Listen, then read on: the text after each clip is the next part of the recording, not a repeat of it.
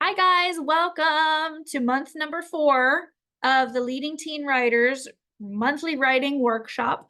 Today we are going to be studying creative hooks. Many of you have asked me about creative hooks in our lessons. How do you begin an essay? It can sometimes seem like the most daunting task to begin the essay. And usually what I tell students is don't worry about the creative hook until later. Come back and do the creative hook once you really get a sense of what your essay is going to be about. That way you can do something clever as opposed to just the first thing that pops into your mind. However, being able to master creative hooks is a really fun, a fun aspect of the writing process. And creative hooks can show up in your introduction, but they can also make your conclusions stronger too. So I have a PowerPoint I'm going to lead with today, but before I do that, I want everyone to go to the Google Classroom if you can. If you don't have access to it right now, that's totally fine. You can always do this later, this activity later. But on the Google Classroom, there are a bunch of topics, as you guys notice. And if you go scroll down, one of the topics is called activities, and there's a Google Doc called Creative Hooks Activity. I want each of you to open that, and I'm also going to show what it looks like to our viewers. And if you have yours open, I'd like you to tell me in the chat, just write open to let me know that you have found it. And I'm also on all of your docs, to your individual docs, so I can watch you during the writing process. So for all of my people who are viewing and they do not have the classroom, this is what all the students are looking at right now. Creative hooks activity. So what we're going to be doing is we're going to be practicing writing multiple different kinds of creative hooks for a specific topic today. The point is that we're going to be taking our contest topic. A lot of you have already chosen what your contest topic is. We're using that as a way to practice creative hooks today. So we're going to go over what all the different kinds of creative hooks are, and then you get to practice doing your own. So please keep this open throughout the lesson, and we are going to practice each of these kinds of creative hooks once I show you guys examples. So let's jump on over.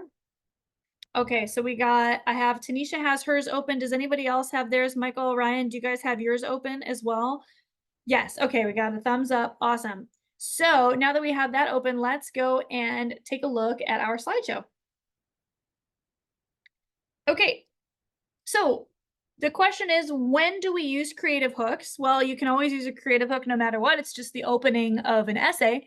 But I'm specifically thinking for this activity in this workshop today, we're specifically thinking about these particular kinds of essays. Kinds of essays that you usually will write for school, but also essays that you'll write in the real world. Argumentative essays, persuasive essays, when you're opening a debate. Debates aren't just boring and cut and dry. Debates are about being creative as well, because language influences and inspires people. Expository essays. This is just an essay where you're explaining something or you're describing something. Informative essay, you're informing people about something. An opinion essay, or a literary analysis essay that you have to write for school, essays on books, journalism articles, and personal narratives. This is what I'm thinking about. And remember, for your contest essay, it's kind of a mix of expository, informative, and journalism, and even personal narrative, because you're going to be telling stories about the people that you interview. So creative hooks can be very, very useful in all of these different kinds of essays. Okay, but my question is, why do we even bother? Why do we bother with creative hooks? I'm going to give you a chance in the chat. Can you just give me one reason why your teachers are always like, start with a creative hook? Why does it matter? Or maybe you don't think it matters. Tell me in the chat your point of view, and then I'm going to read them out loud for everybody.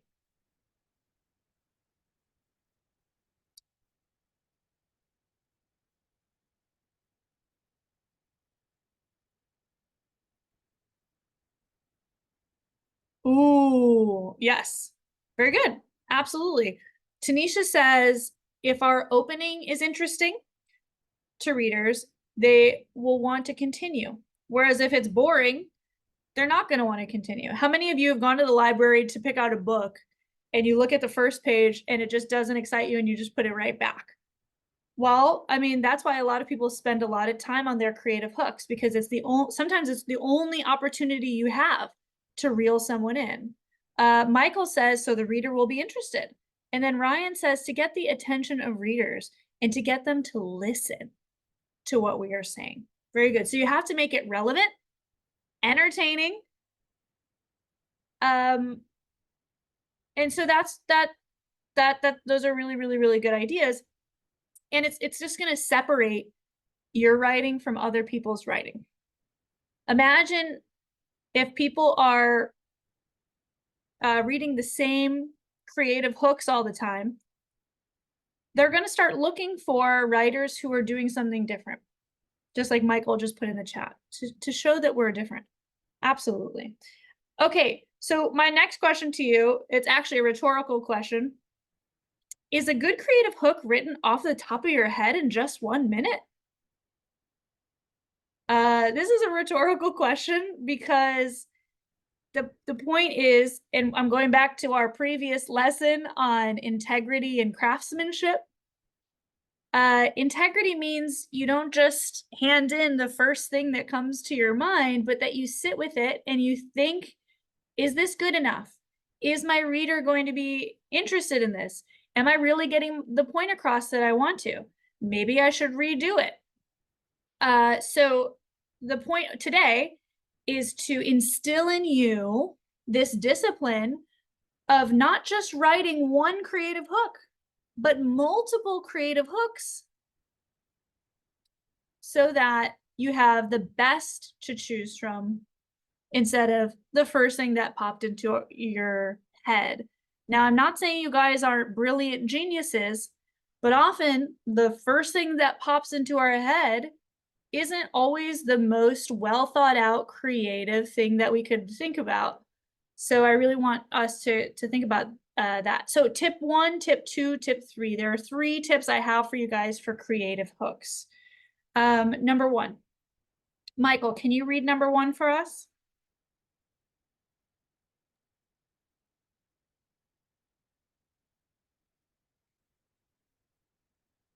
Although we can't hear you, maybe you are on, maybe your headphones aren't on.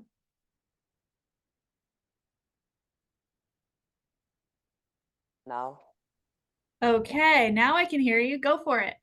figure out what effect you want your creative hook to have on the reader. Humor, seriousness, thought-provoking. Do you want to teach them something? Do you want to scare them? It's kind of like, you know, have you ever had a teacher that says when you're writing, you should really know who your audience is? It's kind of, it's the same thing here. You should know your audience, but not only that, you should know what way you want your audience to feel. If you don't, then your creative hook isn't going to have any purpose behind it. The creative hook has a function. It's meant to, depending on what you want it to do, make the reader laugh, because you know that laughter is a way to get people interested in something. Or maybe you want it to be serious because it's about a very serious subject that's important, that you want people to be emotional about. Maybe you want it to be thought-provoking because you're introducing something controversial. Maybe you just want to teach someone so that then you have a kind of more of a teacher kind of voice. Or maybe you want to scare someone. Maybe maybe you want to show people how polar bears are suffering in the Arctic because of the melting ice caps, and you want to use language and diction that's going to put fear into people. Okay, anyway, if you're not thinking about that kind of stuff, are you really going to be writing your best creative hook? Tip number 2, Ryan, can you read for us? Um, Make multiple different kinds of hooks so you can choose from the best.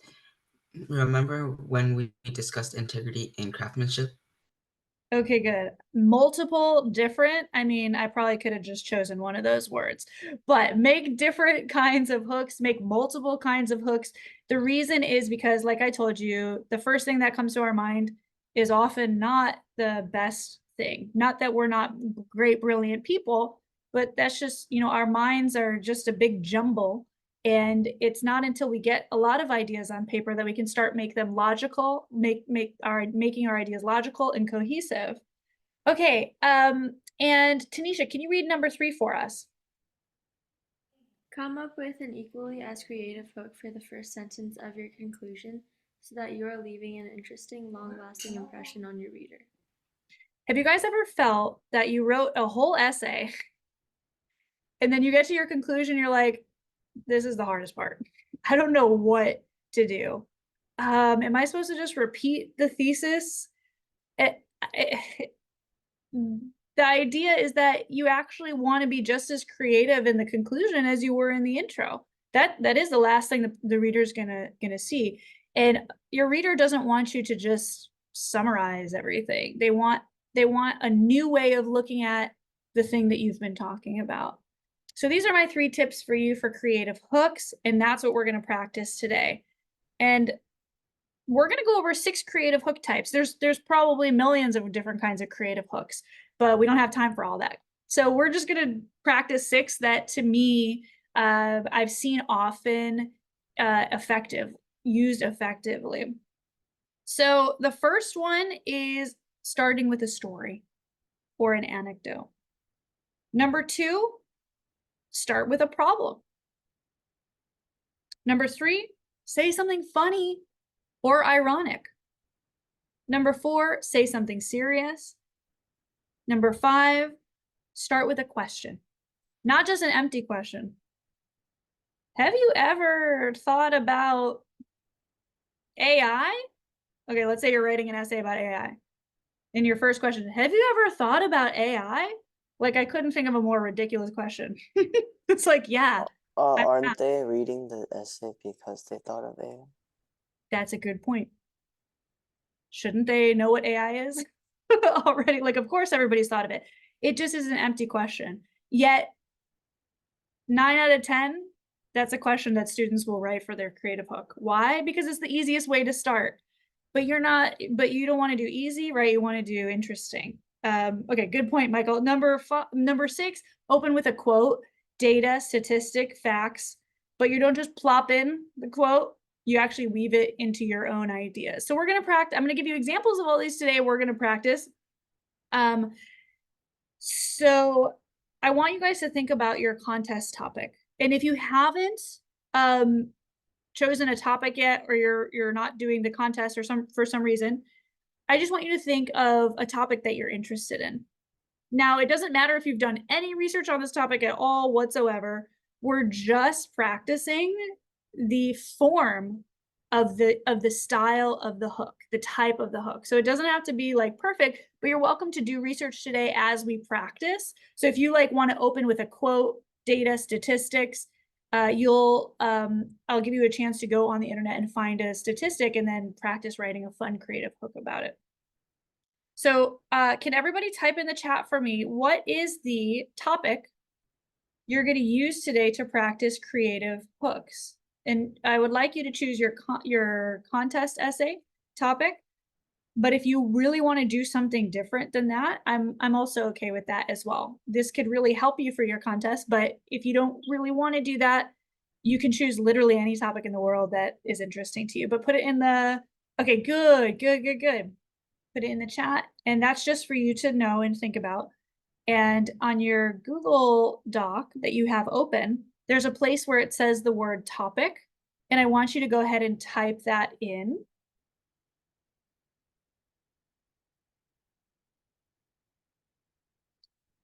And we're going to jump into the first type of creative hook.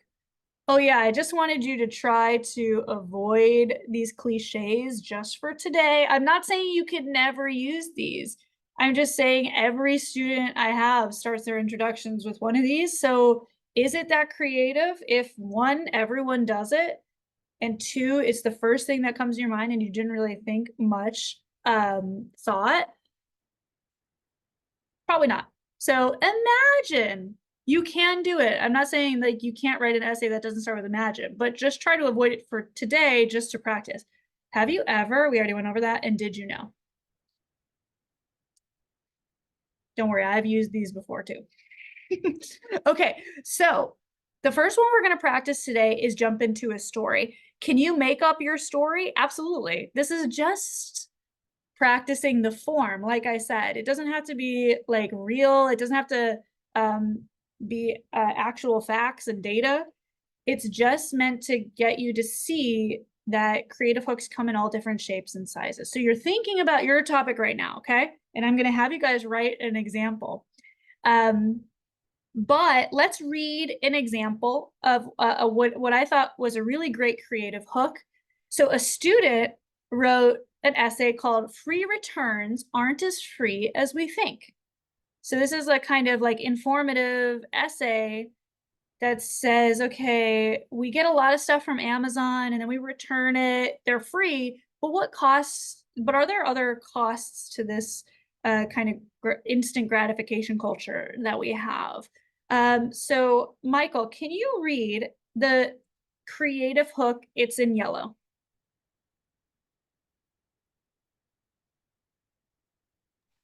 I rush excitedly to the front door to grab my long-awaited package.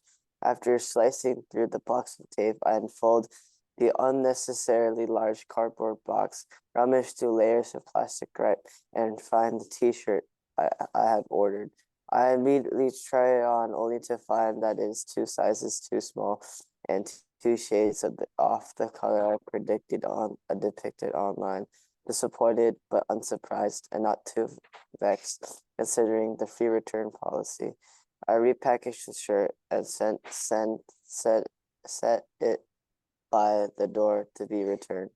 Thank you, Michael. Okay, why is this a creative hook? Well, because they haven't told us their thesis yet. They haven't told us their argument. Instead, they're priming us. It's like the appetizer before the big meal. That's kind of what a creative hook can be. Yet in the next paragraph, they do introduce their main idea. So Tanisha, can you read that next paragraph, the main idea? Americans around the country experience this consumer dissatisfaction daily. Gotta have it now gratification leads consumers to expect that even their modest wants can be satisfied like urgent needs, and not always feel so great about it, resulting in mass returns, the New York Times. According to the National Retail Foundation, approximately $212 billion worth of online purchases are projected to have been returned in 2022. But due to the commonplace generous policy of free returns, most Americans don't think twice about sending back products. Very good. Thank you, Tanisha. And the rest of the essay is going to be like, okay, what's the cost of free returns to like the environment and all that kind of stuff. Now raise your hand if you have had this kind of experience where you've opened your box and you're like, I don't like this, I'm going to return it. Or, you had a box that just has unnecessary like boxes inside of it and all this other popcorn stuff. And so I think that not only is the personal story about them, they make it relatable enough so that you can see yourself in it. Because of course, this is a persuasive essay too. They're trying to persuade you, try to not return things as much as you may want because there's going to be a cost. Now, we don't know because we haven't read the rest of the essay, but there's a link here and you guys can go read it if you want to figure out why free returns aren't as free as we think. Now, this whole slides deck is on it's on your Google Doc. There's a link to it, so you can go read that whenever you want.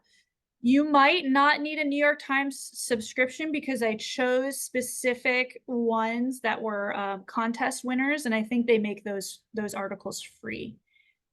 so this was written by a student instead of like a professional, but I think they're really, really good because they won over like hundreds of thousands of entries. So if you can't click on it, then you're right. I'm sorry. Okay, I just wanted to give you a second example of jumping into a story where it's not your own personal story. Because oftentimes you're going to write an essay and it's not about you. You don't have a specific personal investment in the story, but you're still writing about it. So how do you do that? Well, you can find a story online and then tell it in your own words, but you're still obviously going to cite in that story and like, tell us where you got it from so that people don't think you made it up.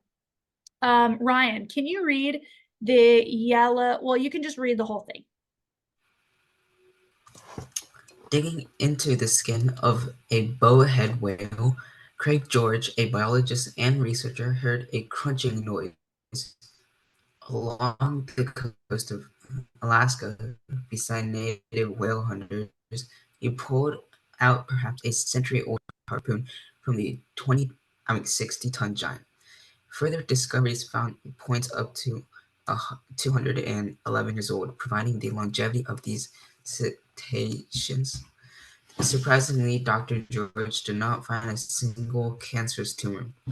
Why is it that these animals are so resistant to such a fatal disease, despite it being the second leading cause of deaths of humans, killing almost 10 million people?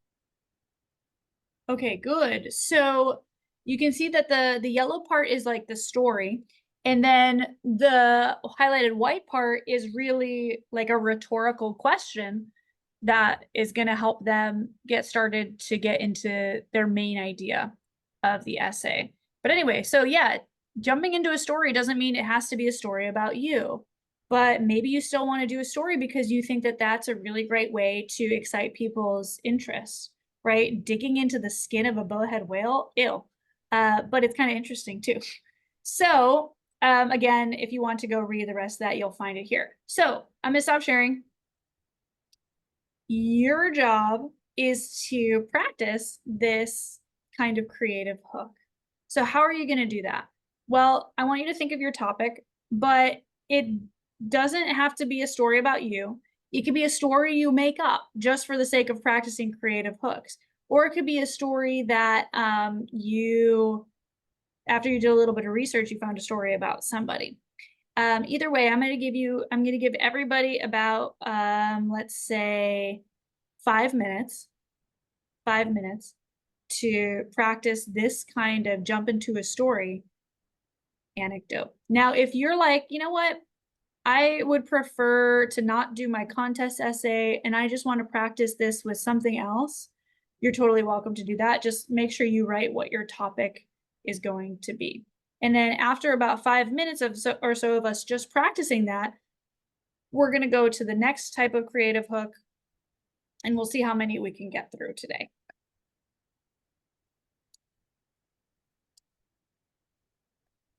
Again, if you made up a story, I'd be totally fine with that. Like you totally just made up that story. But the idea is you're just practicing getting the reader excited about something.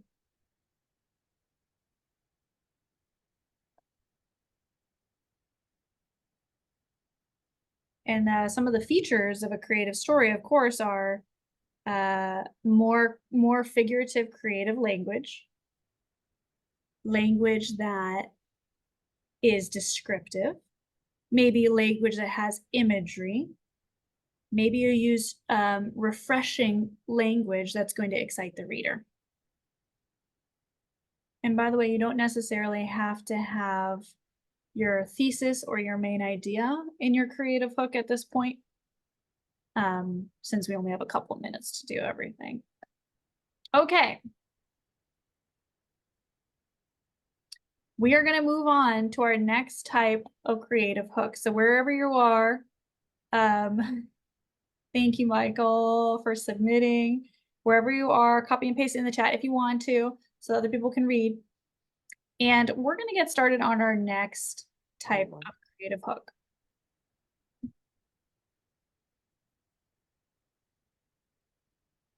So another thing I want to tell you guys about creative hooks is they don't have to be super duper elaborate. Okay, yes, if you're doing a story, it's probably going to be a little bit more elaborate, maybe like a whole paragraph. But complexity and creativity doesn't mean something has to be really, really long. Something can be short and sweet, and it's still a really good creative hook because there's something that is making the reader think. So so we're going to start with a problem. Just a quick problem, and this is short and sweet. This essay is called Giving Up on Student Journalism Means Giving Up on Student Voices. So they're going to be trying to persuade us to make sure that schools continue to have student journalism and to promote student journalism as a course or a club. Okay. Michael, can you read these 3 paragraphs for us, including the hook and also their main point afterwards? I almost gave up on student journalism this year. My high school's newspaper funding to print had been cut from 3,500 to 0. Online readership was at an all-time low, and our once 13-member staff had been cut to 8. Next year, it could be as small as 2. 60 recruitment emails had yielded 1 response. I'm good. The overlooked truth is that student journalism is a rare opportunity. Students have to find and share their voice. Okay, good. So again, this is a student who entered a New York Times contest and beat hundreds of thousands of entries, and they won. And they're very elegant.